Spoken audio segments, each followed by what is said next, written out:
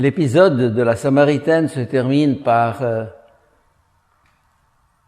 ce besoin d'annoncer ce qu'elle a expérimenté avec le Christ. Elle rentre à la ville et elle leur dit « Venez voir, un homme extraordinaire ». C'est à partir d'une expérience qu'on parle. On ne parle pas à partir de notions, d'enseignements, mais c'est à partir du moment où on vit quelque chose qu'on parle.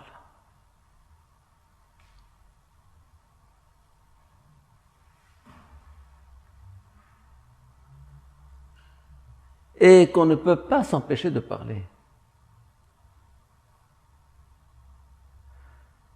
Quand on a voulu empêcher les apôtres de parler du Christ après la résurrection et qu'on les a jetés en prison et menacés de torture, ils ont dit, quant à nous, nous ne pouvons pas ne pas communiquer ce que nous avons vu et entendu. C'est plus fort. Ce qu'on appelle un témoin. Et le mot témoin signifie aussi martyr. Un martyr, c'est un témoin. Mais un témoin qui a été jusqu'au bout de son témoignage et qui a payé de sa vie le témoignage qu'il porte.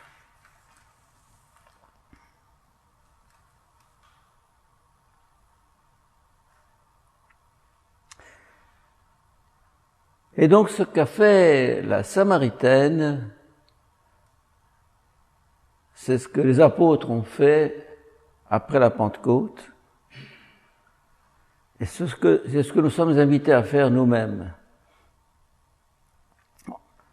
Au terme de cette rencontre, de cette retraite.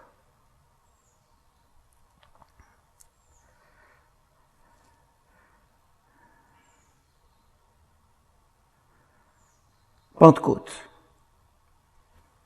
Voilà les disciples qui ont suivi Jésus pendant 3 ans, qui ont écouté son enseignement pendant 3 ans,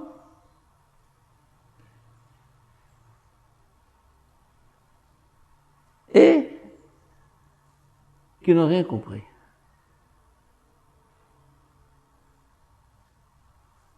C'est pas possible. C'est pas possible. Ils n'ont rien compris. En ce moment, ils n'ont rien compris, mais ils sont d'une couardise incroyable. Ils ont peur. Jésus leur a dit, n'ayez pas peur. Jésus leur a dit, allez enseigner toutes les nations. Et les voilà qui s'enferment dans un cénacle, portes et fenêtres closes.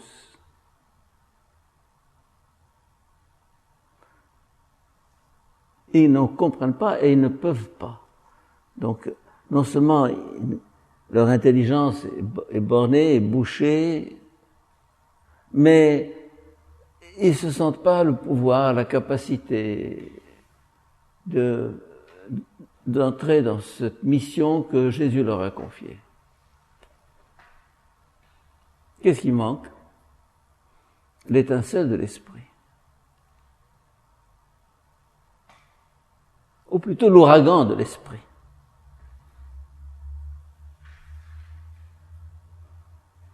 Car l'esprit est ce qu'il y a de plus fragile, de plus délicat, de plus discret et de plus fort, de plus violent.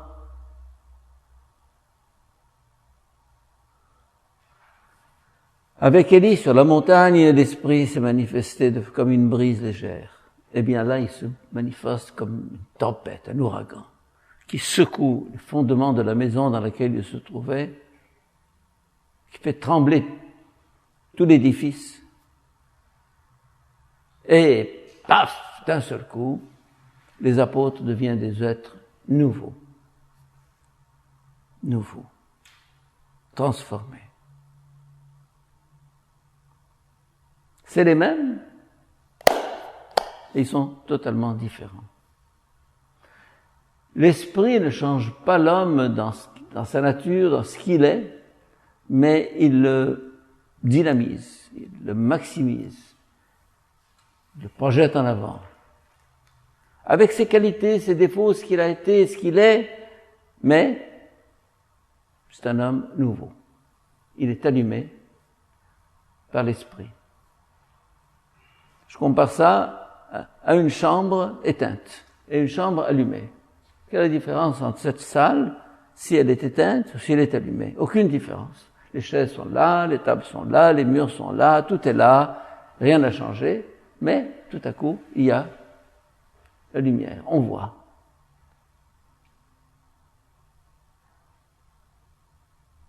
Quelle est la différence entre un cadavre et un homme vivant? Rien. C'est les mêmes cellules, les mêmes organes, les os, la chair et tout. Mais l'un est mort et l'autre est vivant. Ça fait une petite différence.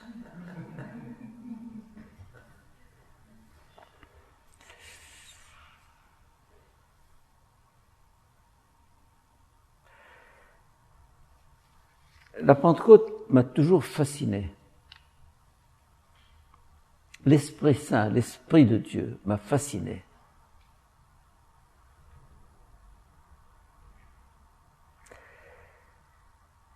Parce que, comme nous venons de le chanter, il renouvelle la face de la terre. Il renouvelle l'existence de l'homme. Il renouvelle notre connaissance.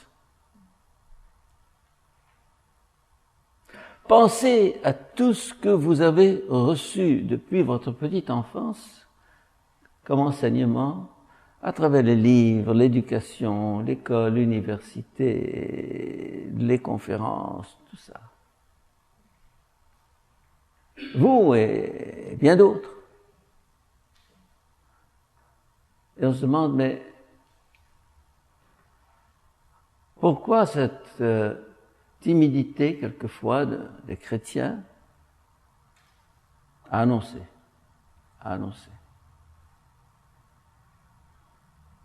Pourquoi? Parce que ils ont peur, ils sont timides. C'est pas politiquement correct aujourd'hui.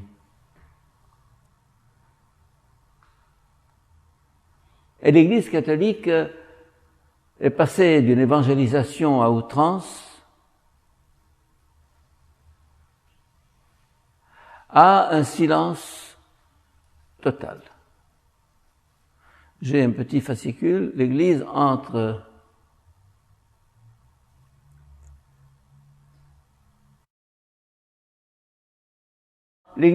visibilité et enfouissement.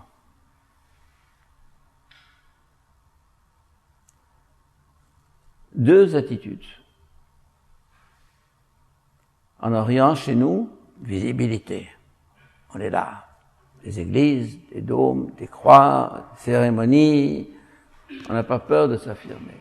En Afrique du Nord, la mission d'Afrique du Nord et d'une certaine manière en Europe, c'est l'enfouissement. On se cache.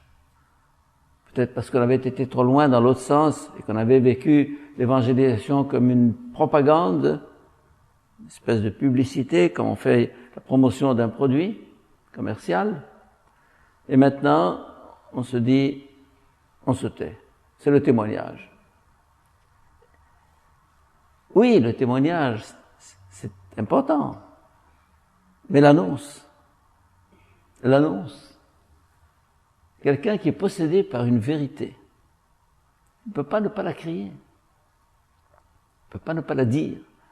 Il la vit, bien sûr, mais il l'a dit par sa vie, c'est très bien, mais il faut la dire par sa bouche aussi.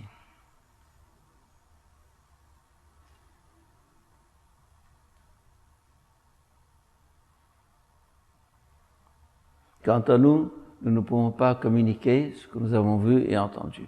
On a essayé de les bâillonner, les apôtres, et ils disent, nous regrettons. C'est plus fort que nous.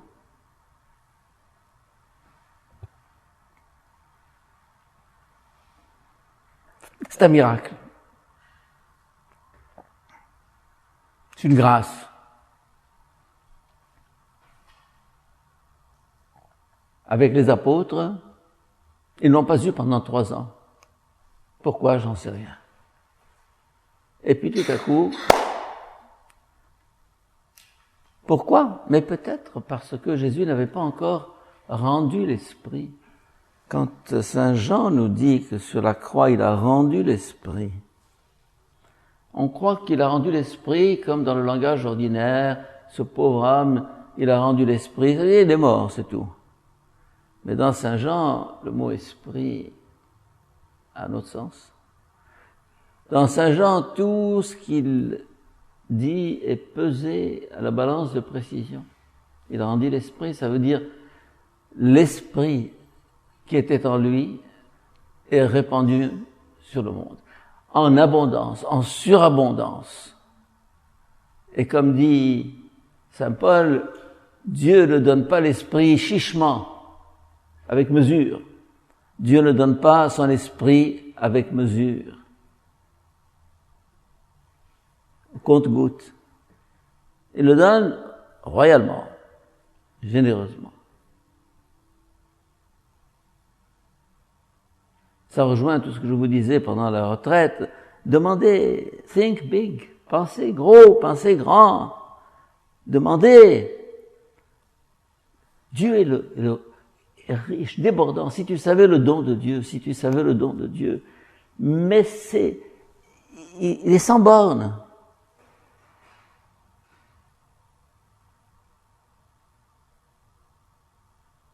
Alors,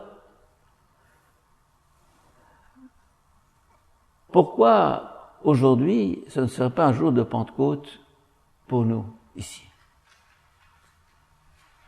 Pourquoi est-ce qu'il n'y aurait pas un tournant là, quelque chose, quelque part, qui va se déclencher en nous?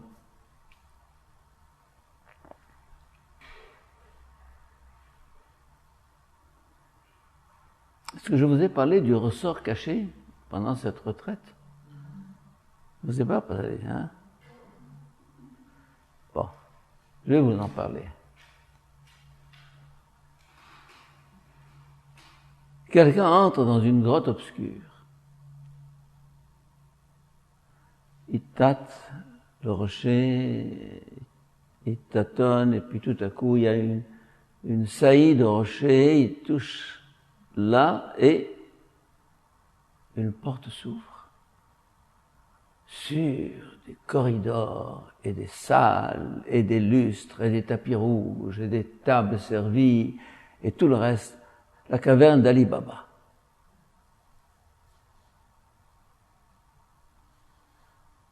Sapristi.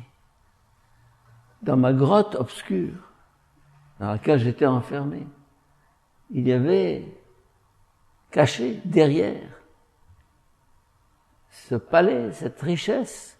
Oui.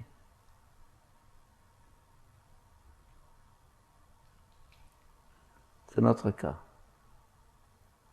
Il y a en nous, au fond de notre grotte, et nous croyons que c'est tout, que je suis cette grotte. Un peu comme la grotte de Platon, où les types sont là, à contempler des ombres sur les murs, et ils s'imaginent que c'est ça la réalité.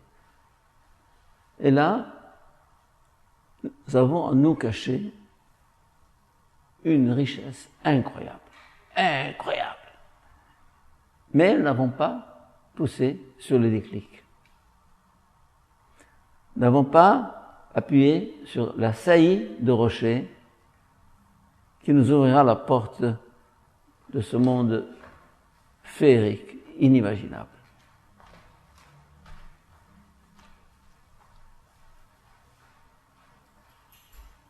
Si tu savais le don de Dieu,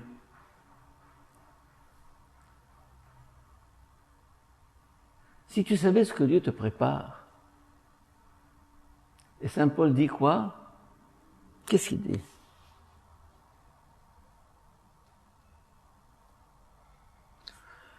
Ce que l'œil n'a pas vu, ce que l'esprit n'a pas imaginé, ce que l'oreille n'a pas entendu, c'est ce que Dieu a préparé à ceux qu'il aime. En d'autres termes, ce que l'œil n'a pas vu, ce que l'oreille n'a pas entendu, ce que l'esprit ne peut pas imaginer et concevoir, voilà ce que Dieu a préparé à ceux qu'il aime. En d'autres termes, la réalité dépasse la fiction. Pour reprendre le titre d'un livre d'il y a 50 ans. La réalité dépasse la fiction. Croire à l'impossible, c'est le faire advenir.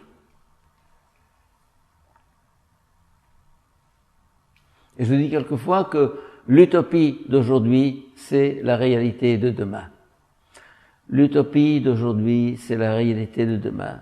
Ce qui aujourd'hui paraît utopique, c'est ce qui sera demain. Et le prophète, justement, voit cette réalité et la prévoit et l'annonce et on ne le croit pas.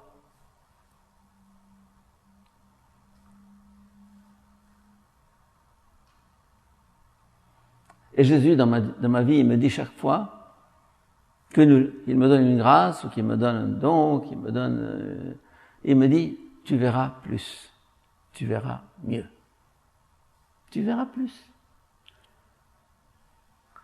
Il n'est jamais à court de générosité. Et vous connaissez le texte de Saint Jean, je ne sais plus quel chapitre. Le dernier jour de la fête, le plus solennel, Jésus dans le temple annonce, il dit, celui qui croit en moi, des fleuves d'eau vive jailliront de son sein. Le jour de la fête, le plus solennel, il se dresse dans le temple et dit, celui qui croit en moi, des fleuves d'eau vive jailliront de son sein. L'eau vive dont parle Jésus à la Samaritaine, on le retrouve quelques chapitres plus loin. Mais non plus pour la Samaritaine, mais pour tous ceux qui croient en lui.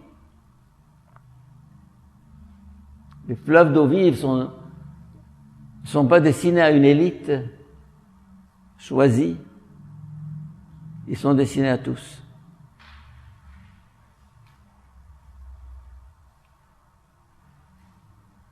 Un tout petit exemple.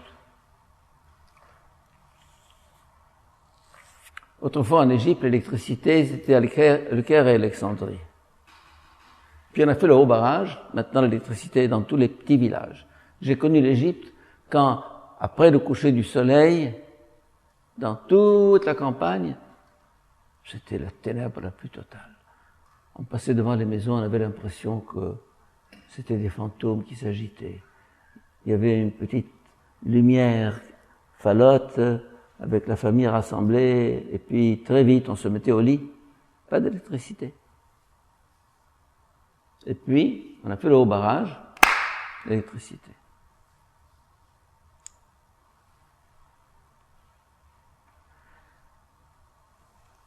Le progrès scientifique et technologique actuel permet à de plus en plus de gens d'accéder à ce qui était le propre d'une petite élite.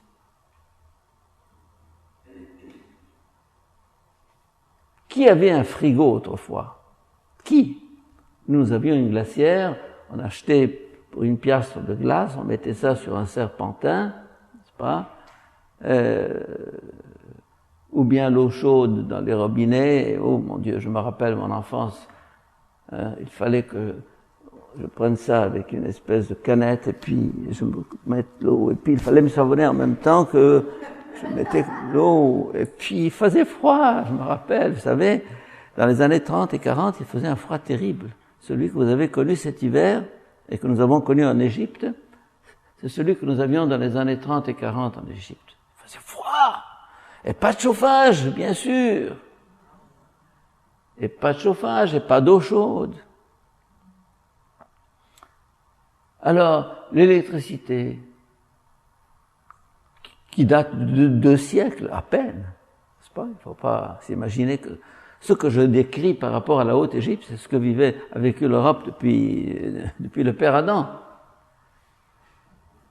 En d'autres termes, il y a caché dans la nature, il y a caché dans le monde des énergies inouïes. Je vous ai parlé du mythe de la surpopulation, ce discours que j'ai fait à l'ONU en 1994. Je n'en avais pas parlé.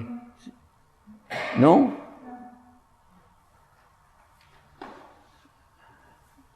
Vous savez, on parle toujours de surpopulation, démographique, problème démographique. La Terre va devenir invivable parce qu'il y a trop de monde. Et on a fait, au Caire, pas on, l'ONU a fait une conférence internationale sur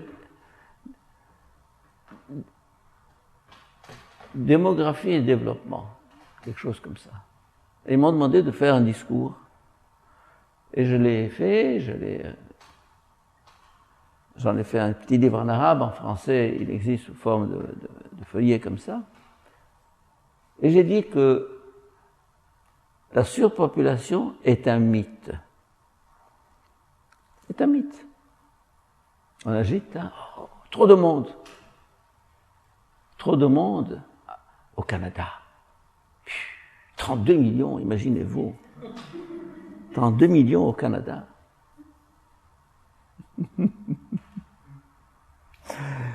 J'avais presque dit que vous pouvez accueillir 32 milliards.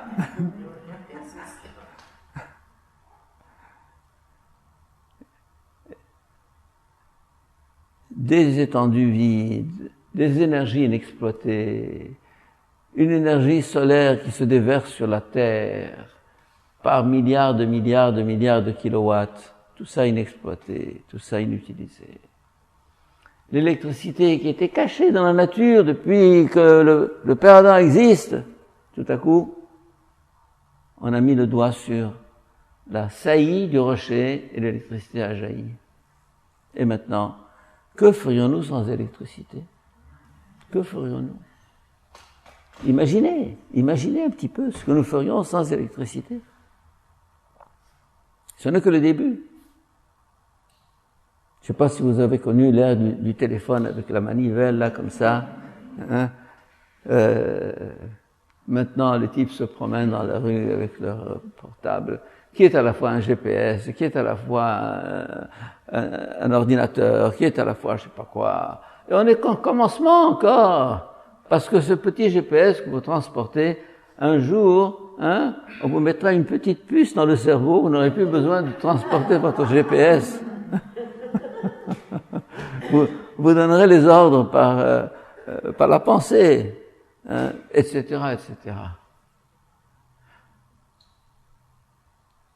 Dieu a caché dans ce monde des richesses, des possibilités inouïes, dont nous n'avons pas la moindre idée. Et chaque fois, il me dit, tu verras plus, tu verras mieux.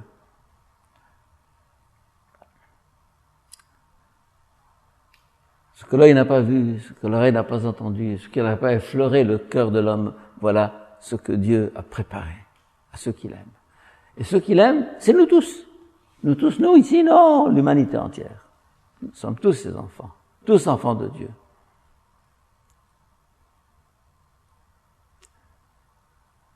Et le don de Dieu est sans limite, sans réserve.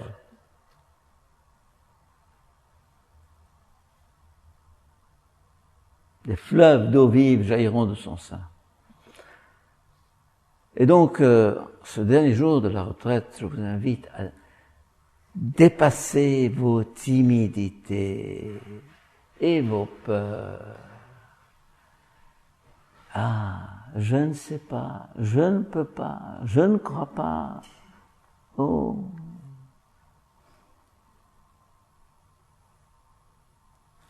Yes, we can. Qui a dit ça? Voilà, que je n'aime pas. Je ne vais pas entrer dans la politique maintenant.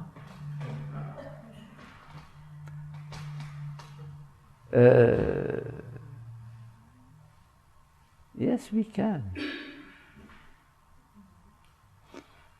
Quand Jésus guérissait un paralytique, qui était là depuis 38 ans au bord de la piscine, et il dit à Jésus, fais que je marche.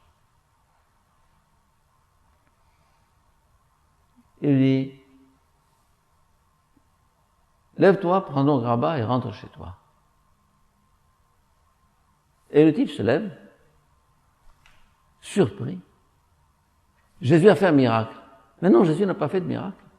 Il a déclenché en lui cette possibilité latente qui fait qu'il est vivant, qui fait qu'il peut marcher. En d'autres termes, Jésus, comment dire, révèle à l'homme cette possibilité latente et cachée. La foi. Et il ne lui dit pas « je t'ai sauvé », il ne lui dit pas « je t'ai guéri ». Il dit « va, ta foi t'a sauvé ». Ta foi t'a sauvé. En d'autres termes, c'est en croyant en toi que tu as pu bondir et sortir de ta paralysée. Et ce que Jésus a dit au paralytique, il me le dit aujourd'hui. Lève-toi, vas-y, allez. Mais je ne peux pas. Vas-y. Moi, avec mes gosses, je faisais ça. Ou à Caritas, quand j'étais responsable. Comment j'ai lancé, par exemple, le secteur formation professionnelle à Caritas. J'ai senti qu'il y avait un besoin de formation professionnelle parce qu'il y avait du chômage, parce que les jeunes étaient sans travail, parce que... Alors, je décide de créer le secteur formation professionnelle, réparer des frigos, etc. Bon, tout. Formation professionnelle.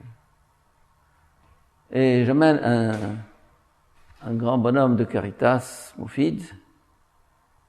Je dis, tu sais, je veux créer un secteur formation professionnelle. Il me dit, c'est une bonne idée. Je lui dis, j'ai pensé à toi. Il me dit, bon. Alors il me dit, alors comment on va faire? Je dis, je sais pas. Il me dit, où est-ce qu'on va faire ça? Je dis, je sais pas. Il me dit, est-ce que vous avez de l'argent, un budget? Je lui dis, non. Il me dit, alors? Je lui dis, bah alors, cherche, invente. Et alors, il a construit de rien un secteur de formation professionnelle depuis 30 ans au moins, qui fonctionne, qui s'est développé, parce que je l'ai titillé. Je lui ai dit, tu peux. Yes, you can. Tu peux. Et il a cherché, il a trouvé, on a trouvé. N'étendez pas les pieds à la mesure de votre couverture. Je vous ai donné cet exemple, je ne l'ai pas donné. Bon. La couverture va grandir. C'est pas. Si l'Église avait pensé qu'il pouvait étendre les pieds à la mesure de sa couverture, eh bien, elle serait encore restée en Palestine. Et même pas en Palestine, à Jérusalem. Aller enseigner toutes les nations. Think big. Et en ce dernier jour de la retraite, je voudrais vous dire, yes, you can. Yes, tu peux. Tout est en toi. L'Esprit est en toi. L'Esprit Saint, l'Esprit de feu, l'Esprit de Dieu, l'Esprit qui a créé les mondes et les univers, il est en toi.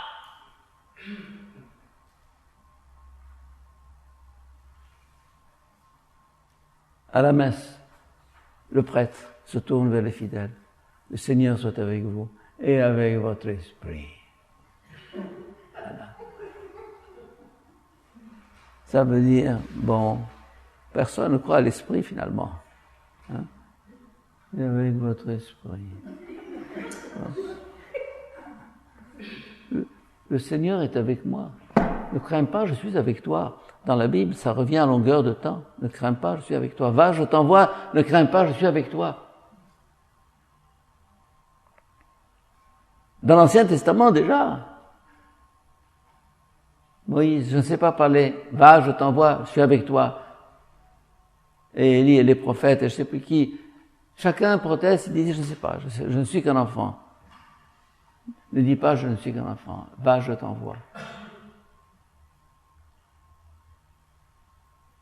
Il faut précéder l'avenir. Il faut précéder l'avenir. Il faut créer l'avenir. Il faut inventer l'avenir. Inventer demain. Pour moi, c'est une formule que j'aime beaucoup. Inventer demain. demain sera ce que je le ferai, ce que nous le ferons. Et l'Église de demain, elle sera ce que nous la ferons. Et le Québec de demain sera ce que nous le ferons. Ne dites pas, on va voir demain, je vais voir les nouvelles de ce soir. Mais ne vois pas les nouvelles, crée les nouvelles, fais les nouvelles. Ne contemple pas un monde qui se fait sans toi, invente-le, crée-le, agis, investis-toi, crois en toi. Croire en Dieu, c'est croire en soi. Il n'y a pas de Dieu là-haut, le ciel est vide, il n'y a rien. Dieu est en moi. Ne demandez pas à Dieu de venir, il est déjà là, mais notre timidité, nos peurs bloquent tout. Il n'agit pas.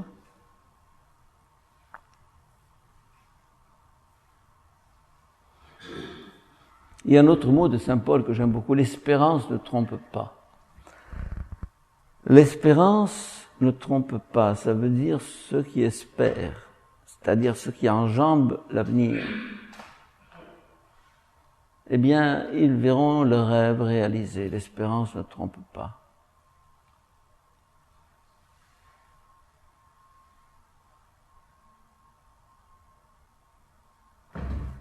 Et quand je parlais du 6e jour de la création, en disant la création n'est pas terminée, nous sommes au 6e jour. L'homme est sur le métier. Le monde est sur le métier. On est encore en chemin. Pourquoi ? Parce que Dieu nous dit, c'est à toi d'achever cette création. Je ne vais pas aller faire les choses à ta place. Ce sera ta dignité, ta fierté d'avoir achevé ce monde. Je te donne tous les éléments, je te donne la matière brute, je te donne... Mais c'est pas parfait. C'est pas un monde tout fait, c'est à toi de le parfaire. Bon. Alors, il nous le confie, bien sûr. Et lui, vous allez me dire, mais il se repose. Il a bien le droit, après tout ce qu'il a fait. On pense que Dieu se repose. On pense que le septième jour est arrivé. Le 7e jour n'est pas arrivé. Le 7e jour est un jour prophétique. Le 7e jour est un jour prophétique. Le 7e jour de la création, dont on parle dans la Genèse, c'est l'Apocalypse. Le 7e jour de la création, c'est l'Apocalypse. Dieu ne se reposera que lorsqu'il aura terminé son œuvre avec nous, avec l'homme. À ce moment-là, il se reposera. Vous pensez que Dieu peut se reposer avec toutes les misères que nous avons, tous les problèmes que nous avons? Vous voyez Dieu, ou bien vous voyez une maman ou un papa qui voit leur fils se débattre au milieu de décombres, ou bien de bombes, ou bien de devoirs qu'il ne sait pas faire, mais je ne sais pas quoi, en disant « courage, courage ». Bien, il est en train de se noyer, « courage, courage ». Non. Dieu est là, en moi, en nous, dans le monde. Mon Père agit et moi j'agis. Vous avez noté cette phrase dans l'Évangile. Mon Père agit et moi j'agis. Ou bien l'autre phrase, je suis avec vous tous les jours jusqu'à la fin des temps. Tous les jours. Avec vous tous les jours jusqu'à la fin des temps. Et c'est là, dans une de mes homélies, où je dis, comme titre de l'homélie, le Christ n'est pas monté au ciel. Alors, évidemment, les gens se jettent sur l'homélie en se disant, qu'est-ce qu'il dit? Mais il n'est pas monté au ciel. Alors, où est-ce qu'il a été? Sky, heaven. Sky, heaven. On dit, il est monté au ciel. Et on va le chercher là-haut. On le trouve pas. Il n'y a rien là-haut. Il n'y a pas de ciel là-haut. Il n'y a pas de Christ là-haut. Le Christ n'est pas monté au ciel. Il a plongé au cœur de l'existence humaine. Il a plongé au cœur du monde. Son ascension est une immersion. Ce qu'on appelle l'ascension du Christ, c'est une immersion. pour dynamiser le monde. Et dans mon livre sur la mort, justement, je dis que toute mort dynamise le mouvement de la vie, permet à la vie d'avancer. Le sens de la mort est de dynamiser la vie, de pousser en avant le chariot, de suranimer les vivants que nous sommes. Il n'y a pas simplement en nous l'Esprit de Dieu, il y a l'Esprit de tous nos ancêtres, de toute l'humanité passée, elle est en nous. Toute l'humanité passée me dit, va de l'avant, je suis avec toi.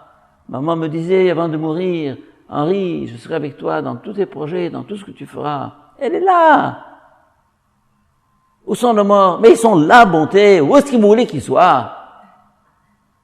Mes parents ont été enterrés à Alexandrie, dans un coin qui s'appelle Châteauby, avec une tombe. Mais vous pouvez imaginer que depuis 30 ou 40 ou 50 ou 60 ans, j'ai jamais été visiter cette tombe. Vous allez me dire, tu es un fils dénaturé.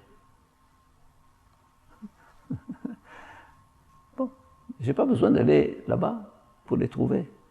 Ils sont là, vivants. Nos morts sont des vivants. Et dans un texte du mystère de l'être, je dis, les morts se surajoutent aux vivants pour les dynamiser.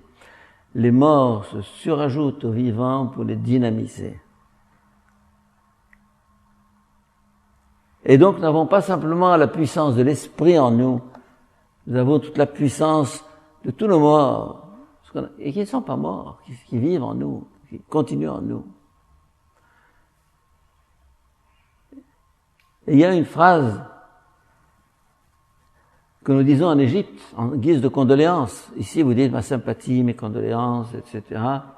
En Égypte, on a une phrase incroyable. Il m'a fallu du temps pour la comprendre. Pour ceux qui connaissent l'arabe, il y en a au moins 3 ici. On dit al-ba'iyya fi hayatak. Al-ba'iyya fi hayatak. Ça veut dire le surplus de vie de celui qui vient de mourir, qu'il s'ajoute à ta propre vie. Le surplus de vie que le mort n'a pas pu vivre, qu'il s'ajoute à ta propre vie. Il y a toute une philosophie, toute une théologie, toute une métaphysique derrière cette phrase, cette petite phrase que personne ne comprend en Égypte quand on l'a dit. Et puis moi, un jour, j'ai eu cette illumination, je me suis dit, mais qu'est-ce que ça veut dire? Mais ça veut dire ça. Ça veut dire que tout ce que tu n'as pas pu vivre, je vais le vivre pour toi, avec toi. Ce qu'on appelle le purgatoire. C'est pour ça que je reprends la notion de purgatoire dans une toute autre vision, comme une poursuite d'un itinéraire, comme la poursuite d'un itinéraire, comme une dynamisation des vivants à partir de ceux qui n'ont pas pu terminer leur chemin. Et donc la force de l'esprit, elle nous vient par tous ces morts d'autrefois, tous nos ancêtres, toute la lignée. En d'autres termes, il n'y a qu'une seule humanité, c'est celle qui existe sur Terre aujourd'hui. Vous allez me dire, et les autres? Eh bien, ils sont en nous, c'est tout. N'allez pas les chercher au ciel, au purgatoire, en enfer, dans Mars ou Jupiter. Quelle responsabilité! J'ai la responsabilité de faire aboutir l'humanité. Elle attend en moi, elle me dit, va de l'avant, Henri. Va de l'avant, courage, je suis avec toi. L'Esprit s'est incarné dans toutes ces personnes du passé que nous avons connues, que nous n'avons pas connues.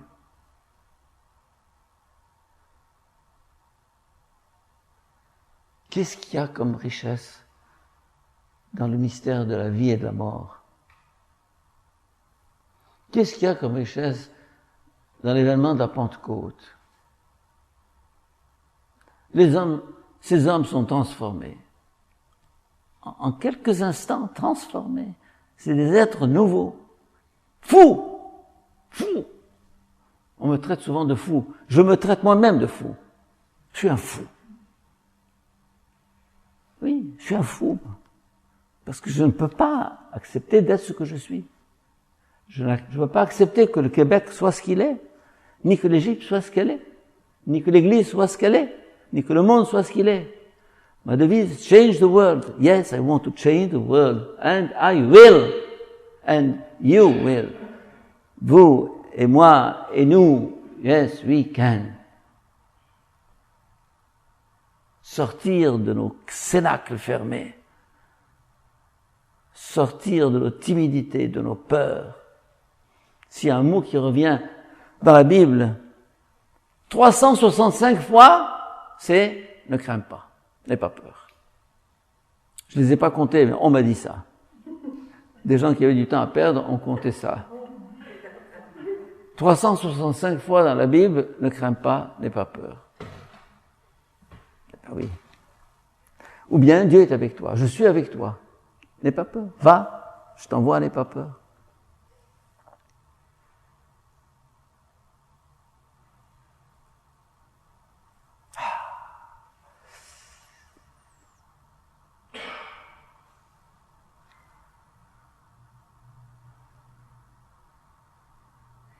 Il y a dans la Pentecôte 2 ou 3 aspects.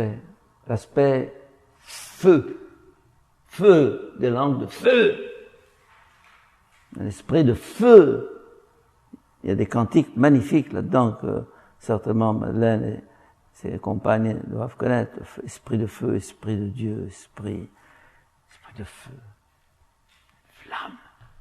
Paul de Tarse, un homme seul qui a évangélisé tout le monde civilisé d'alors, tout seul. Tout seul. Quel géant! Oui. Ou bien François Xavier, jusqu'au fin fond de l'Asie, tout seul, avec des bateaux où la moitié des passagers arrivaient à destination. Il y avait le scorbut et la malaria et toutes les maladies sur le bateau. On buvait n'importe quoi, on mangeait n'importe quoi. Il n'y avait pas de vent, on s'arrêtait pendant 1, 2, 3 mois dans un coin d'Afrique, et puis on repartait 6 mois pour arriver quelque part au fond de l'Asie. Et maintenant, en 6 heures, on est là-bas. La vie est trop facile pour nous.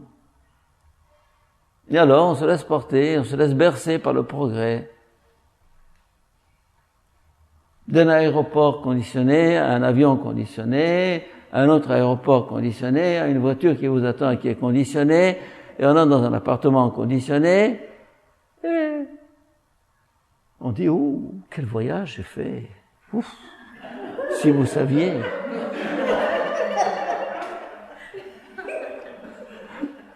Mais vraiment, c'est rigolo.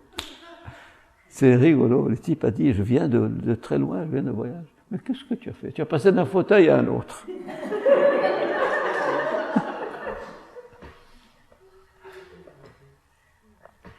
On ne sait pas, l'héroïsme de ceux qui nous ont précédés, dans Saint Paul, dans Saint François Xavier et de tant d'autres.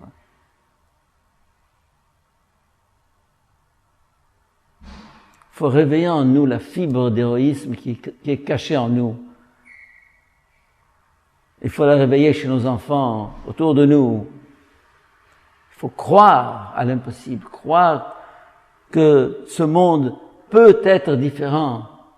Ce monde peut changer et que je peux changer. Je peux changer. Vous allez me dire, tu as 84 ans et tu peux changer. Mais bien sûr, et je le constate chaque jour. Chaque jour, je change. Chaque jour, j'avance. Ce qui me fait horreur, c'est lorsqu'on me dit, je suis à la retraite. Je lui dis, mais pourquoi? Il dit, mais j'ai déjà 60 ans. Oh.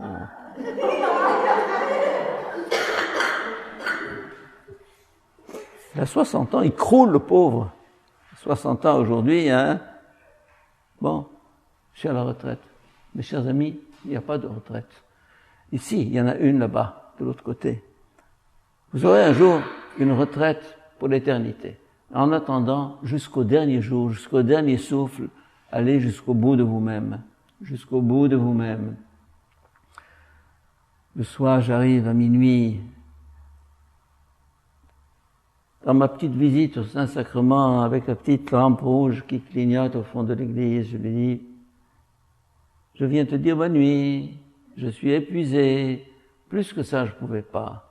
Allez, je ne vais pas être plus long que ça. 1 minute, 2 minutes, et je vais me coucher. Je lui fais simplement un petit geste de la main.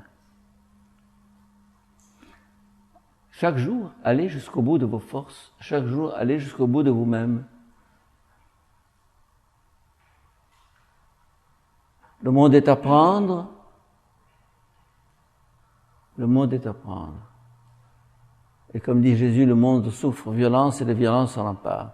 C'est pas la violence de Daesh ou de couper des têtes, c'est la violence spirituelle, la violence de ce vent qui a déferlé sur le Cénacle. Donc j'ai parlé du feu, maintenant je parle du vent. Les mêmes idées. Le feu, le vent. Et puis un dernier point, parce qu'il faut bien finir autrement. Les langues de feu. Pas seulement du feu, mais des langues de feu. Et ils parlaient tous en langue. Et chacun parlait sa langue et tous les comprenaient.